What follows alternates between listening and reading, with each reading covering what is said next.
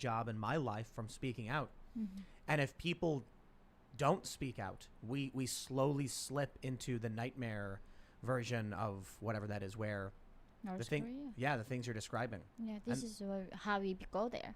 This is how it begins. Wow. Yeah, that's what I like at Colombia. Oh, this is how the revolution began, right? Because, I mean, at Colombia, these kids feel like they are so oppressed. They get triggered. They actually cry, right, by the injustice they fear, how they are so oppressed and they are the victims, and they're not faking it. They really, really, truly believe it. And the thing is, what makes me so sad is the North Koreans have to be brainwashed because we don't have any information. Here, on the tip of your finger, you have entire history. What Stalin did, what Mao did. You have know what this route has taken us to humanity. But these people are so completely brainwashed. They think white men are the source of every single evil that we have. I think it's scarier to me that you can warn us and say, hey, this is how the revolution started in North Korea. Hey, this is what it's like when you have this communist totalitarian system.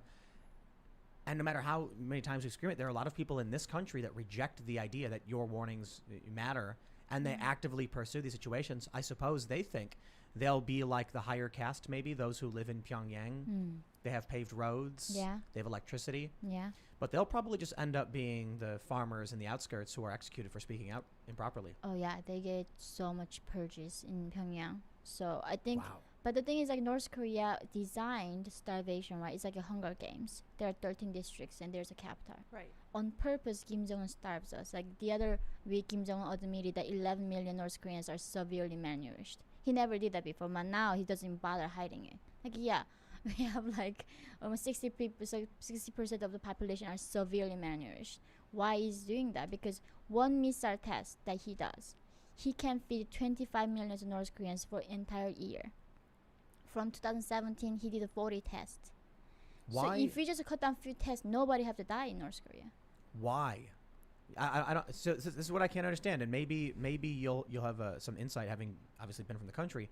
Wouldn't it be better for the party, for Kim Jong Un, for his close circle? Wouldn't they be wealthier if North Korea was successful and prosperous, with a well-fed population, with new technologies and electricity? Wouldn't he live better and safer? No, but then he cannot be a god, right? Right now, you think about it. When you're full, then you are starting to think about meaning of life.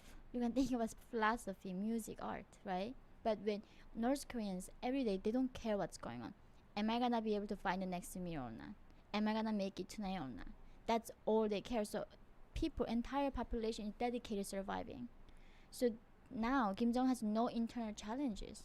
It's not like other countries. There's internal any there's no one single dissident in North Korea. Have you ever heard that? There's house arrest. No. What's his goal? What does he want? Wasn't he educated in the West? In Switzerland. Yeah. It's a psychopath. He knows how humans should be treated. That's the thing. Like, he's a psychopath. He knows how people should supposed to be treated, but he doesn't, right? He goes there. He thinks he's a god. I think so.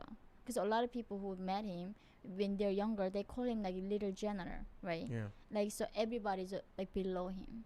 So I do think he's just completely himself brainwashed that he's a god. So do you think the U.S. is? I mean, the U.S. is massive. How many people do we know the population of North Korea? In America? Or the population of North Korea? Is there 25 million. 25 million. Yeah. So I mean, the U.S. has about 10 times the population. It seems far-fetched, I suppose, or maybe people just believe it can't happen here. But do you think that what you're seeing in the U.S. will bring us to a situation like North Korea? I mean, right now I'm living in Chicago. Yeah, I mean, Chicago is a war zone. You cannot even walk out during the middle of the day in the downtown where there's a police cars right there. People commit crime, and you said, the system is broke. Like, literally during the lootings, right? Police standing there, and this guy's destroying Nike store in the Magnificent Mile. And why don't you arrest them? And then my friend said, like, why don't you arrest them? And then he's like, I know who to arrest. And this guy just started shooting at him. Whoa. Police is right there, and he had to run for his life. He has a video. I'm not joking. Like, oh my gosh. He was started shooting at him, and police just standing there, nothing. Are you familiar with the red salute? No. So have you seen the Black Lives Matter fist they show in the Yeah. Does that symbol appear in North Korea? I mean, like doing this thing? Yeah, like- oh, yeah, totally. That's every time. Like, let's kill our American bastards, our enemies. Oh, you That's raise it. the fist. Yeah. Oh, wow. So That's this what it is. it's the red salute. It's the communist fist. Oh, yeah. You guys might know this. I was reading that when someone is joining the Chinese Communist Party, they perform the red salute. They Yeah. call it. Yeah. I mean, you have to like raise your fist and pledge your life to the party, essentially. As Yeah. July 1st is the 100-year anniversary of the Communist Party in China, and there's this phenomenon of red tourism where people are going around dressing up like old red guards, and they're doing the salute, and They they're go, making yeah, pledges. you go to take devote a, their you life to the know, party. Instagram photo of you doing the red salute and pledging your life to the party. You know, It's and like That's a the Disneyland that's the version of flag of Black communism. Lives Matter. Mm. It's the symbol Twitter used for Juneteenth, Yep. Yeah. Yeah. and they say it's the Black Power Fist, and I'm like, yeah, I guess the Roman salute, which the Nazis used, is the White Power Fist, like, or salute, whatever. It doesn't matter to me. I mean, these are salutes to the ideology, and it's oppressive, and I don't want to be alarmist Yeah. by saying, oh, it's clearly happening here, but you look at the embassies flying these flags, the U.S. embassies now using the symbolism. You see people marching through the street in defiance of edict from governors when they did the lockdowns, and they're performing the red salute. They give it a different name, but it's the same symbol, the same flag. The people who are organizing Black Lives Matter say they are trained Marxists, or at least some of them do. And critical race theory, which is the big battle in the culture war right now, is literally rooted in critical theory from the traditional Marxist school of thought. And they try and deny it. But every day, I do feel optimistic, especially today, with, you know, seeing these families, Loudoun County, they're standing up, they're challenging this stuff. But I feel like, you know, these people, these families are worried about what their kids are being taught, are putting themselves on the line. I'm worried that if too many people are scared and they remain scared, we inch closer towards a reality where you can no longer speak out anymore. I mean, we have the poem. We know what happens when you don't speak out in defense of others. So it feels like we're heading in that direction. I think there was a viral video of some woman. It was like a Chinese woman who was talking about. I don't know if this was Loudoun or someone That else, was but Loudoun. yeah, she was like a Chinese parent, and she was saying this is just like the Cultural Revolution, which I went through in China, and a lot of people kind of were offended by that because they're, you know, possibly 20 million people died during the Cultural Revolution. So some people are like, oh, well, you're being too crazy if you're comparing this to the Cultural Revolution.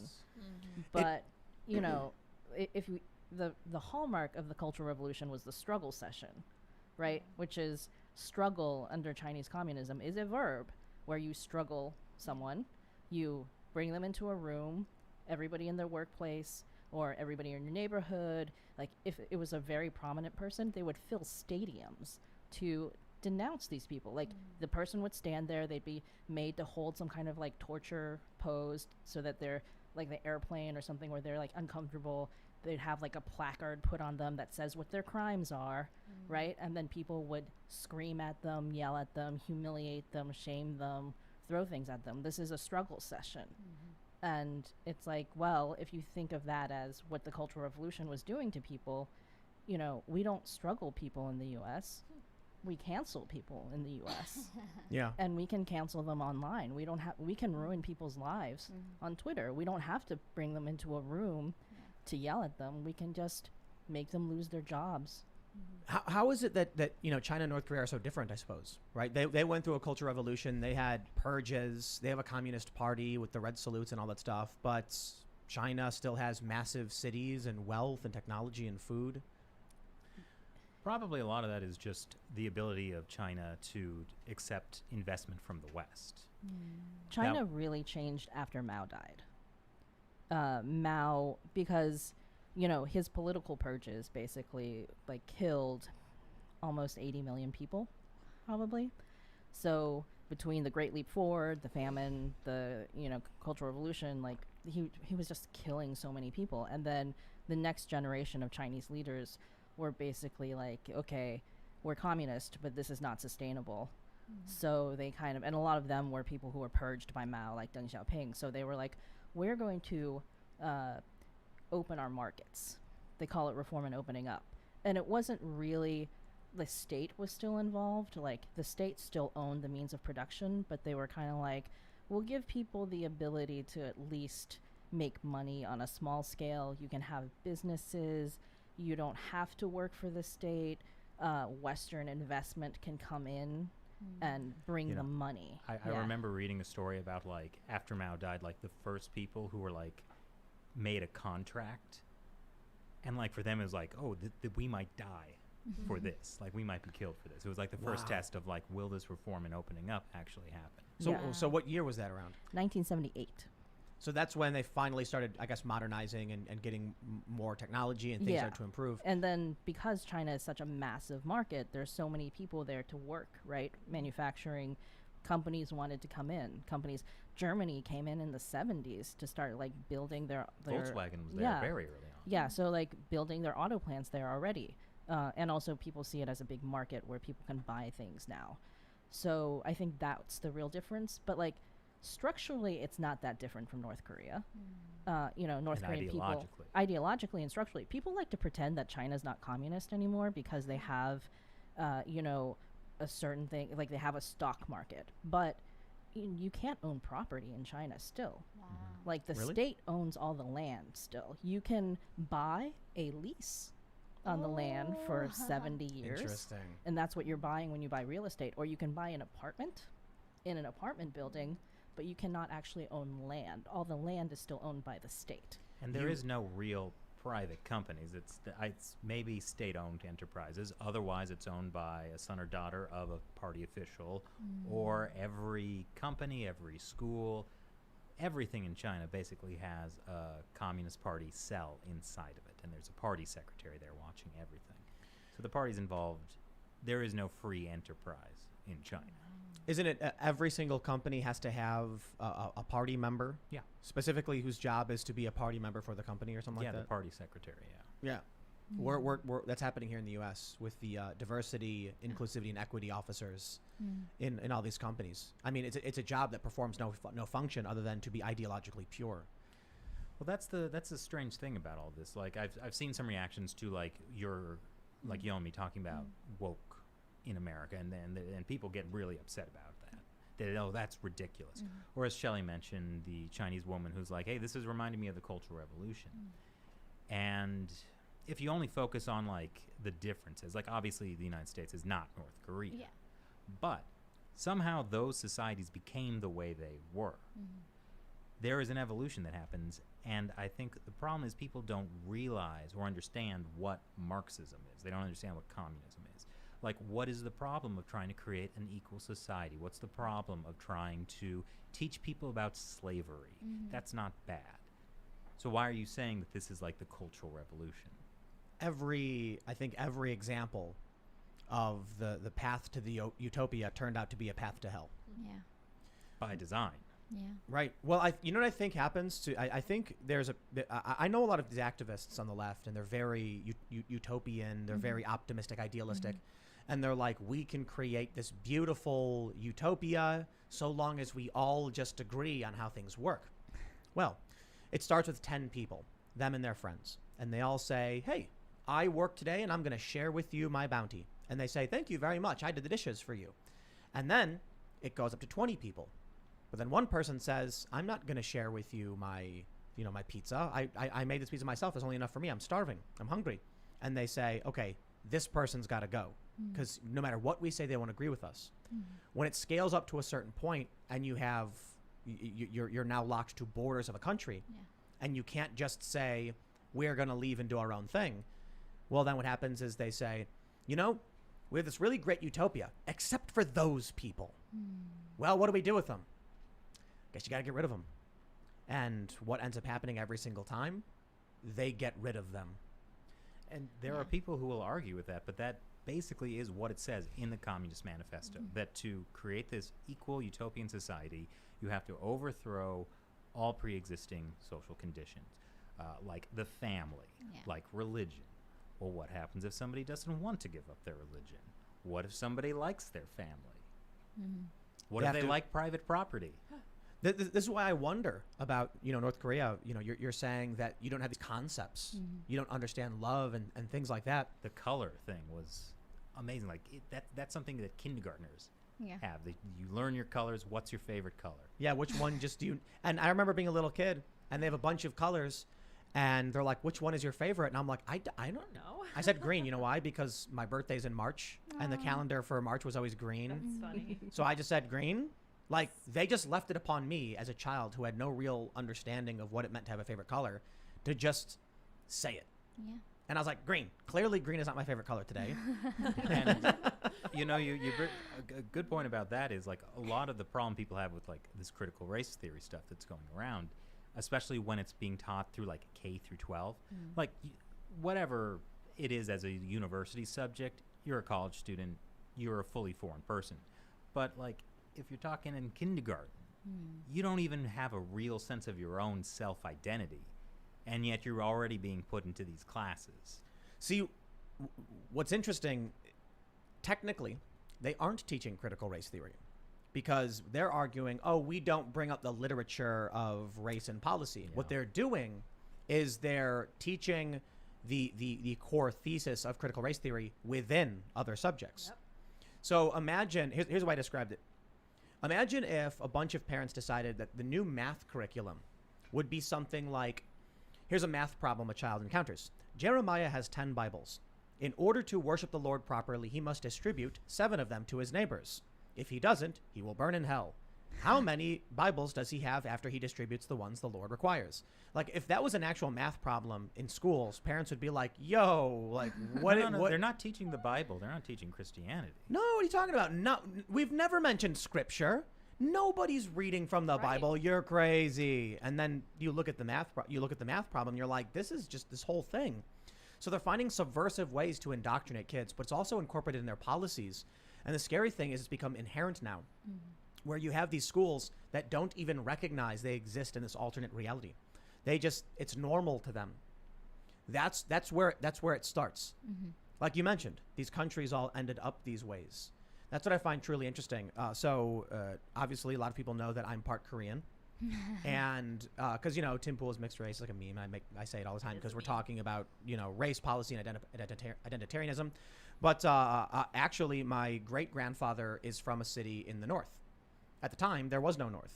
So for my family leaving Korea, coming to the United States, and all that stuff, these concepts of a north and a south and this conflict didn't exist at the time. Something happened where all of a sudden, the city where my great-grandfather is worlds apart from the city where my great-grandmother was from. And I think my great-grandmother was from Seoul, and my great-grandfather was from Haeju? Yes. Yeah. Now, I mean, at the time, they were probably identical in many ways. Like, same culture, same language, same history. Now they're just absolutely different. Oh, yeah. I'd imagine the people in the north, like you mentioned, they think they have this God, they have this new religion. The history has changed. Yeah.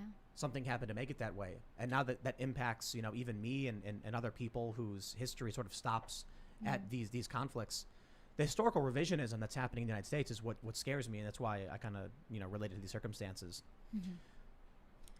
I mean, North Korea also had like a speed run at this in a certain way because it was the Soviet Union after World War II that got North Korea, right? Like the treaty was, we split it along the 38th parallel, that the Western democracies, they get South Korea, Russia, the Soviet Union gets North Korea. So you guys kind of had like a crash course in this, in a certain sense, where like, now suddenly Kim Il-sung is put in, and he's like taking Soviet stuff and then using it to build his own identity cult and all this stuff. So it's kind of crazy to look at North Korea too, because this is like the like the super powered version of what happens.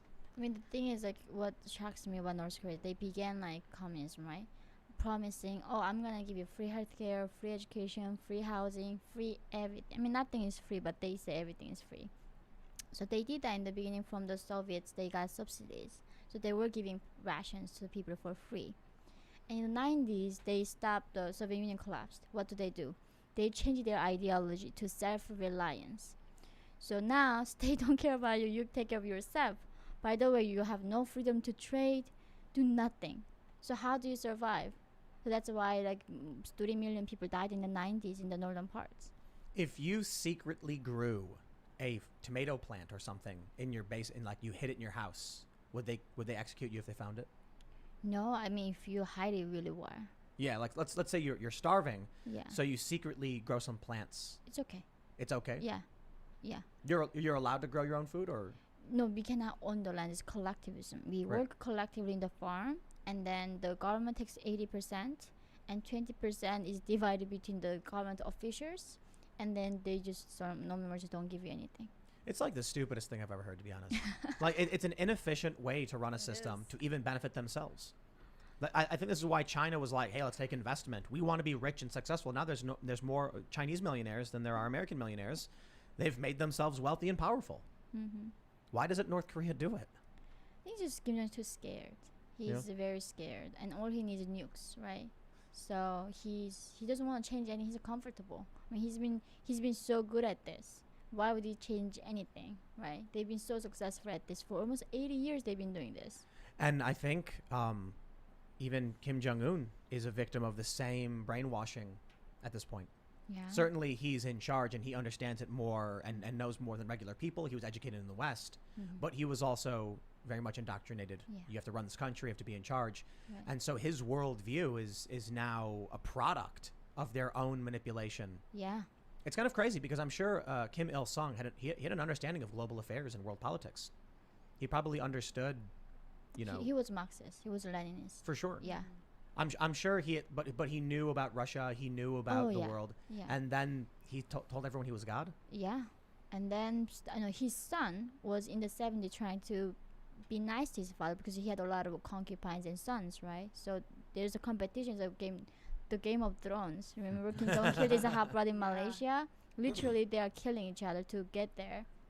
So he was saying in the 70s, oh, I want to get this throne from my father, so now I'm going to make him God. So he did all propaganda, making him, Kim can move the mountains, knows what you think, everything began there. So what are the circumstances keeping North Korea as it is? Certainly there's external pressure for them to change their ways, open up, free their people. But my understanding is like China is very defensive.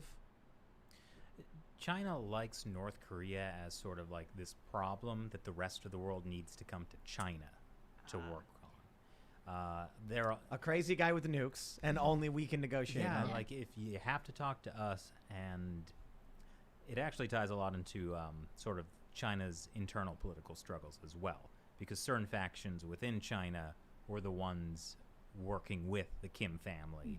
Other factions did not. So yeah, It's leverage for them. Yeah, it's leverage. And it's definitely makes China look better. It really does. Yeah. Well, like hearing a story where you say that you felt being a slave in China was better because at least you had food. But the thing is, what shocks me is in America, like these people